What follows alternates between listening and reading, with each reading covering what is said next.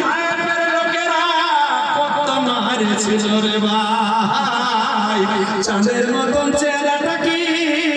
পাথর মেরে মেরে একবারে রক্তে রক্তাক্ত করে দেয়, তবু নবী আমার বদদোয়া করেন না, তবু রাসূল বদদোয়া করেন না। কিন্তু আমাদের মায়েরা বোনেরা রে, তোমার তো বরদাস নাই, তোমার সবর নাই, একটু যদি কেউ কিছু না বলে, কেউ কিছু যদি বলে, আর মা বোনদের অনেক জায়গায় আছে, মেয়ে ছেলেদের অনেক জায়গায় আছে,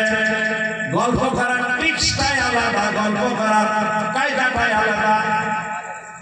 এক জায়গায় 3-4টা মেয়ে ছেলে বসে, আপনাদের এখানে থাকে না জানি না, এক জায়গায় 3-4টা মেয়ে ছেলে থাকে আর গল্প করে, আর যখন পেরেন যায় ও তখন ওয়াদ দিয়ে ফেলে ফেলে গল্পটা করে, আর ওয়াদ নিয়ে করে নেই তখনই বুঝছে যে আমার নিয়ে করছে, তখন ওই দিকে গল্প গাইল পাকায় নিয়ে ওয়াদ দিয়ে বলে বলে চুগিল করছে। আল্লাহ বলে যারা দুনিয়ায় চুগিল করে আর ওইভাবে যারা টেরা করে একটু কথাটা বলে, আল্লাহ কাল কিয়ামতের ময়দানে ওই মেয়ে ছেলেগুলোকে